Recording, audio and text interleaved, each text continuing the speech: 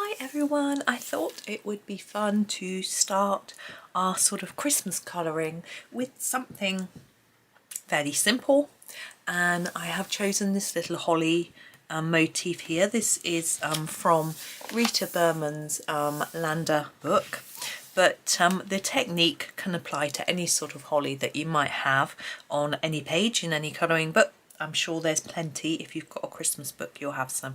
We did do this picture. I did this one quite a while ago with the Polycolor, so I thought I would use them for the holly as well.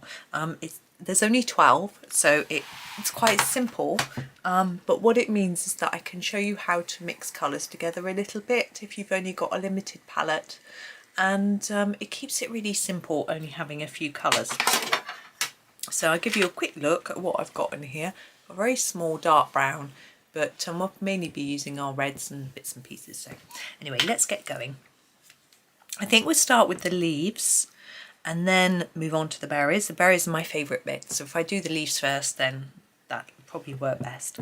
Now normally when I do holly leaves, I do them in a sort of bluey green, and we do have a bluey green in the set, but I'm going to actually start with a lighter green and then add a bit of darker green after, just because we've only got the two shades. So this colour is called Meadow green. So it's a bit of olivey really for what I would normally do for holly. But I'm just going to put a layer of this down over the whole, every leaf. Try and keep it reasonably even, but not too, you know, a light pressure, just a light layer just to get us going. And don't worry too much about getting it dead even, because we're going to be layering it up. So try not to press mega hard in some places and hardly at all in others, but you know, just do a light layer as best you can. Now with Christmas, it's always tempting to use lots of sparkles, lots of glitter and metallic, and there's absolutely nothing at all wrong with doing that whatsoever. But in this picture I won't be doing that, just because the other berries that I've done haven't got any on, and I think if you use a bit of glitter on a page, you need to use it on more than one element. My other berries aren't Christmassy, so they're not going to have necessarily glitter. I mean, obviously you can use glitter at all times of the year, but I think you know what I'm trying to say. So there's not going to be any glitter on this, but if I was going to use glitter, because of the way I am going to shade the leaves, I would probably use a glitter glaze, i.e. one that hasn't got a coloured gel. So you can get a sparkling pen with just glitter in and no colour, and that would probably be what I would use, unless I just outlined the leaf in a bit of glitter or something. So I've swapped to my darker green. Now this is called dark green. Okay, so just switch to a darker green if you don't have this set of pencils, and I will show you what I'm going to do. I'm going to sharpen it to start with. Oh, my nose is running. Whoopee. Let's see whether it goes away or not. So for the stem, I'm going to try and put my darkest layer on the edges and just lighten it as I go towards the middle. And it's quite difficult because it's quite narrow, so don't beat yourself up if it doesn't fade that much. But my idea is to try to make it darker on these edges, and what that does is it gives the illusion that the stem is slightly rounded, because it looks like there's a bit more shadow on those edges, and that just helps. I think it looks a little bit more realistic. Now obviously this isn't going to be a realistic picture. This holly is never going to look like a real leaf when I colour it. You might be able to do that, I can't. So but it's nice to have a little touch of realism. Now what I'm doing here is I have decided that I'm going to make it darker down here near the stem and then lighten it towards the tip. So I've put quite a few layers down here, and then I'm going to do less layers as I move along the leaf so that it fades as we go, and we can just gently, as we gently reduce, it sort of automatically blends into that green that we've already done, like that. Now if you only have one green pencil, you can use a dark blue to darken it and then go back over it with a green, and it can look a bit darker.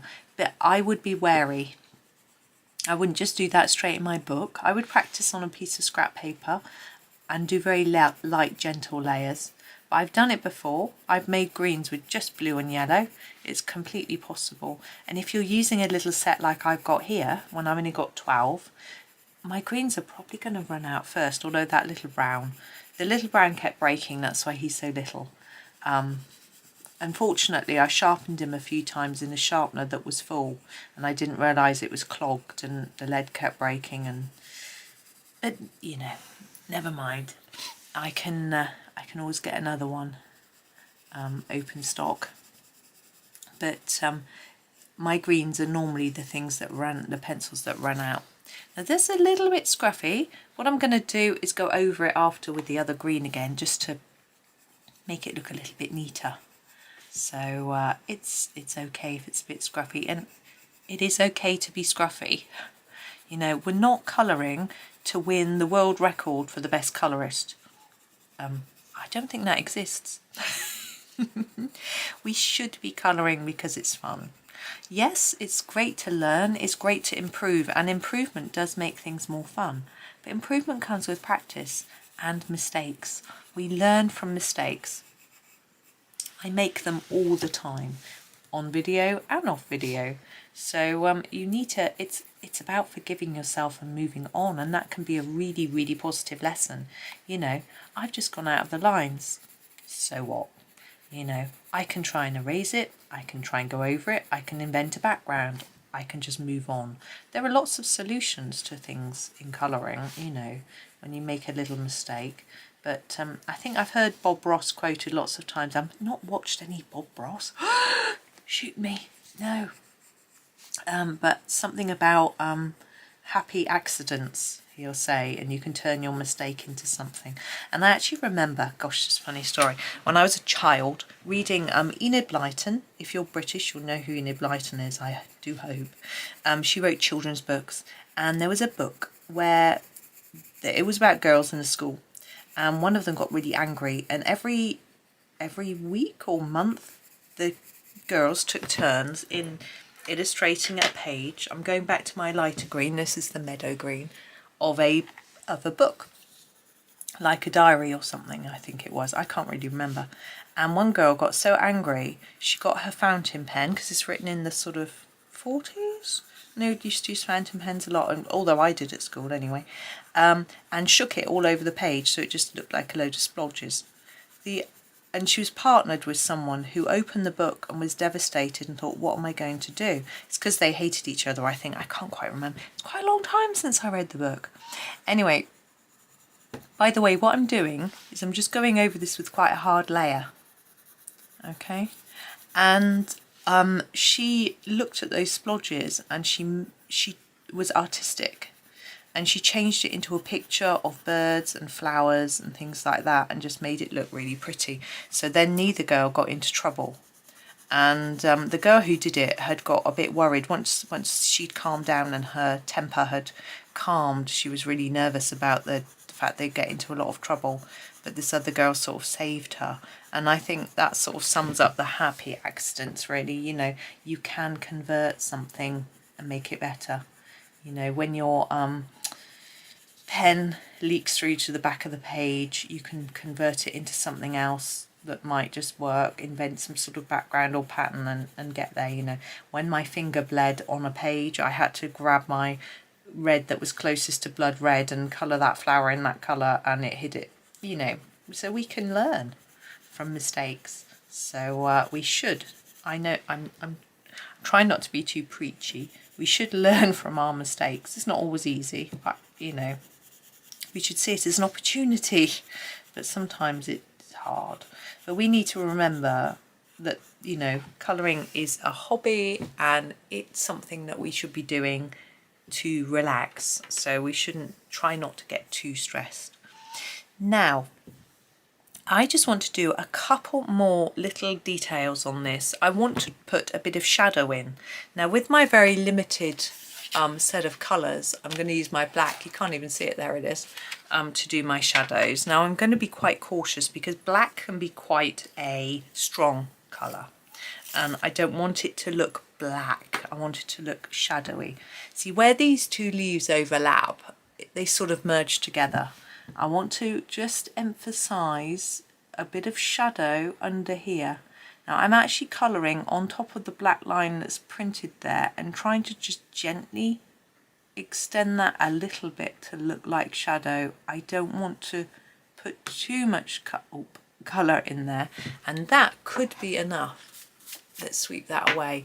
Now you can see that black line, it's probably actually a bit too black. I'm going to go over that in a minute with the green. And here, look where the berries are near the leaf. Under here a tap. Just where bits are overlapping, really. Just all the way down. It's really little detail. And then I'm going to grab the dark green, just go over the top to try to blend out that black a little bit and make it look less dirty, should we say? A bit more like a shadow. I don't know if you can see that that's made a difference. I feel like it has, so that I'm happy with that. But you don't even have to put this in if you are happy with it as it is. It's just a little extra, really. There we go. Now, with these leaves, there's still some white paper showing through. I could go back over with another couple of layers of green, or I could use a blending pencil, which would mix them together and sometimes makes colours a little bit darker. A burnisher would push it down into the tooth of the paper. I did have a situation yesterday where a few people actually seemed a little bit confused about the difference between a burnisher and a blender. I've got a couple here. This is a blender, this is a Prismacolor colourless blender. What the blender does is it moves the colour around, and it can push a little bit further into the tooth of the paper. It will flatten the tooth a little bit because you're adding essentially another layer. Okay, and paper can only take a certain amount of layers before it's completely flat, and any colour you try and apply will just slide off. The burnisher is designed to push the colour right down into the tooth of the paper. So if you imagine, no paper is completely smooth. If we looked at it under a microscope, you would see a zigzag, because in between those bits of zigzag, that's where your colour sits. Once that's full up, then you can't apply any more colour and it will just sort of rub off. So the burnisher will push all the colour down into that tooth and flatten that tooth, so there's no room for any more colour to go. So this burnisher should only be used as a very last resort when you're absolutely completely sure that you've done all the layers you want, you're confident that you've finished, and you want to you're done. I'm going to show you if it looks any different to the blender. I'm just going to scribble my blender. It's got red on it. I don't want red on my leaf. I should, these are different brands. It would have been better to compare a Derwent to Derwent, but I don't have any Derwent blending pencils. So here's my burnisher. So we'll do that first. On this leaf here, I'm going to go over the whole leaf with the burnisher. And I can see that the white of the paper is just disappearing. You may struggle to see. I know we're in quite close, but okay. It's not moving any of the colour around, it's just pushing it down, and it actually looks quite flat to me. But that's probably, it might be just because I know what I'm doing. That sounds a bit weird. I know that I'm burnishing, so my brain's telling me what it should be doing. Here is a blender. This is a Prisma blender. And I'm going to put this one on too. Now this does a very similar thing. To me, I can see the white paper disappearing, but I can actually see bits of pencil coming up off the page a little bit, jumping around, and whoops, I just knocked the end off. But if you look at the both of them, there isn't a great deal of difference. They've both gone a little bit flat, I think. But if I now take my dark green and try and apply some more down here, it does actually go on a little bit. I can see that going on. So obviously I didn't push it down hard enough to completely burnish it onto the page, which is probably a good thing. And here again, I'm adding a bit more green. Now it's not the best test because I might have pressed harder on one than the other when I actually put the colour down. But now looking, these two look darker than these three. I mean, I know I added a bit more here, but even up here, they look a bit darker. And I think that's because the colour we've just got, we've pushed the colour around a little bit. So I'm just going to blend the other two. So there isn't a great deal of difference in the look, I don't find. But I think you're probably safer with a blender because then you know you can add other layers. If you have completely layered up your paper, which is possible, particularly with thinner paper, and Rita's paper is pretty good. I've never struggled, to be honest, with adding so many layers I can't layer up. But if you have, apparently a spray, a fixative, workable fixative, let's be very clear, there are two types of fixative. This is a fixative here. There are two types of fixative. One type you put on is your end layer and it seals it and you can't do anything with it. Another type, the workable fixative, adds a layer on top to protect it, but you can colour on top of that layer and therefore it's not your final coat. So let's move on to our red. This is the Pyrrole red. I can't say it. P-Y-R-R-O-L-E. It's not a word I've ever heard of. I ought to look it up really. And I'm going to do a light layer of red on each berry. Now, I don't want my holly berries to just be one shade of red. I want them to be darker in some areas than another. But how do we darken a red when we don't have any other reds? This is our only red. Well, let's have a think about what we can do. Now, we darkened here with black. I don't want black on my berries. It's going to make them look dirty. We could use dark brown, but I think that's going to make them look brown. Like these ones here have got dark brown on. So I could just layer up more and more red in certain areas, but what I sometimes find is very useful is a dark purple. Now this is a lavender violet. It isn't really that dark, unfortunately, but I'm going to give it a try.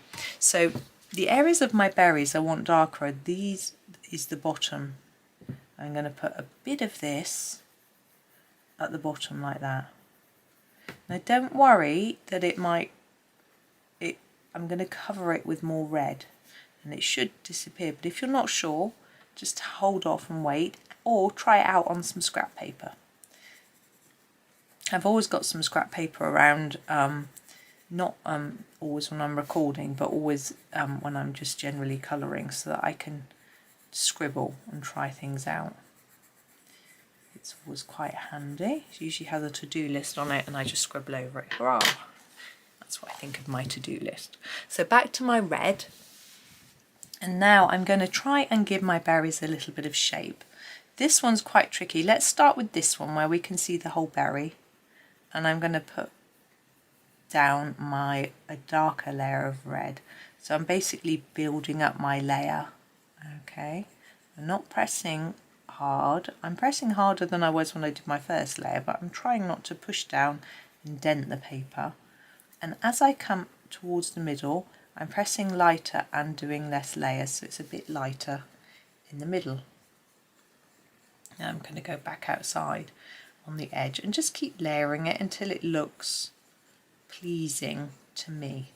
I realise I've got that dot. I'm going to do that in black at the end. Now, if you're in a situation where you can't get any black down, that's a very tiny dot, maybe you've coloured over it too many times with the red, just use a pen and go dot. With I would use a fine liner, but I mean you could even use a little biro, you know, a roller ball or a gel pen, anything really. But I'm going to try that in a minute. I'm going to do mine all at once. Now, I've gone out of the lines quite a lot, but I'm not going to worry. Really, this is a sort of practice page because we've got all these different ones together. It's not like it's a scene or anything. Now, this one's a little bit more tricky because they're overlapping, but I'm just going to try and do the same thing, make it lighter towards the middle. Now, here we've got quite a bit of dark here.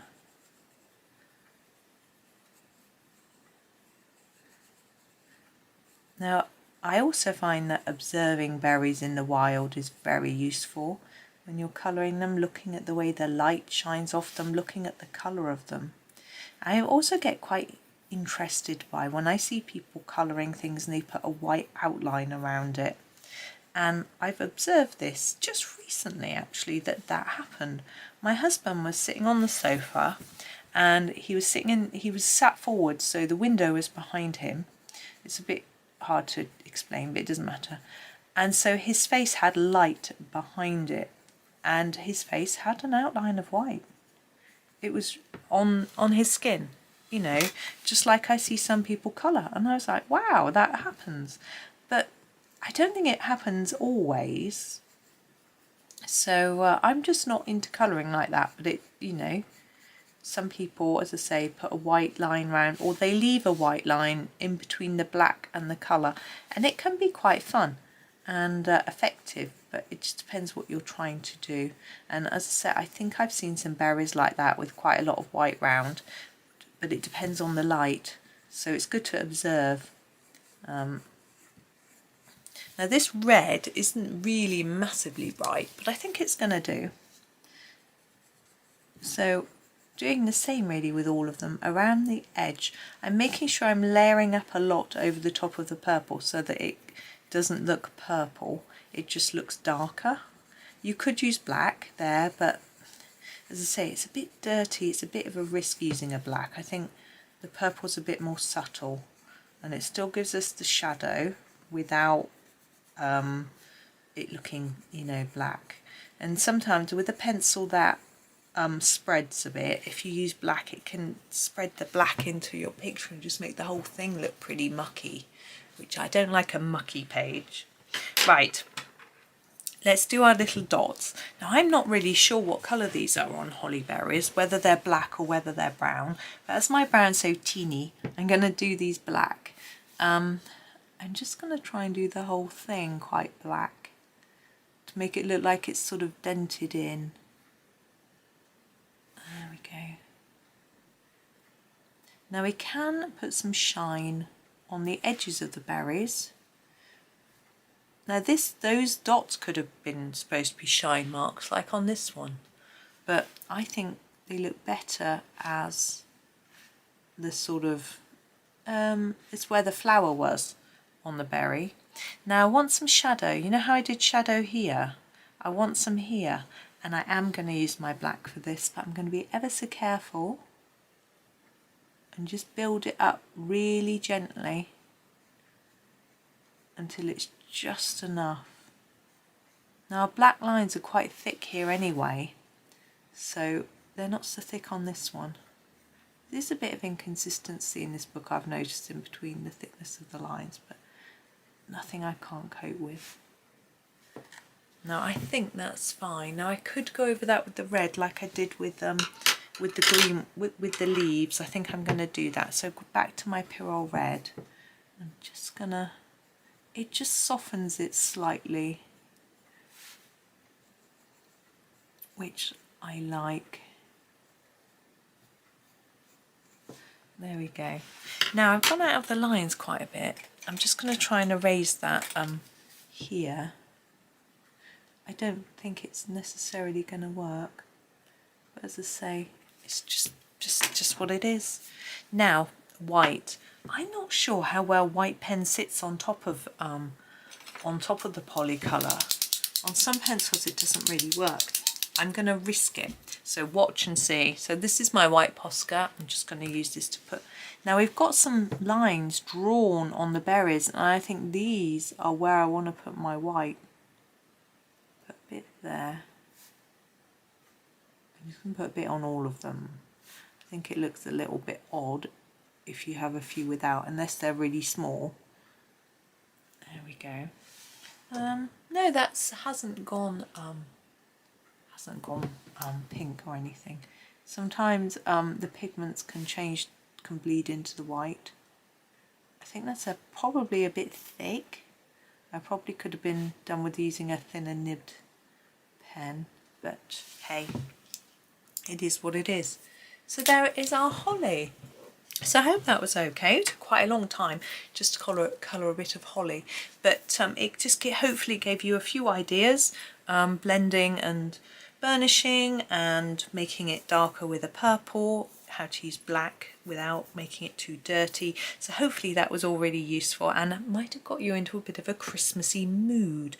This afternoon we have a very, very fun very interesting secret squirrel reveal of something. So tune in and you will find out. Anyway, have a lovely day. Thank you for watching and happy colouring.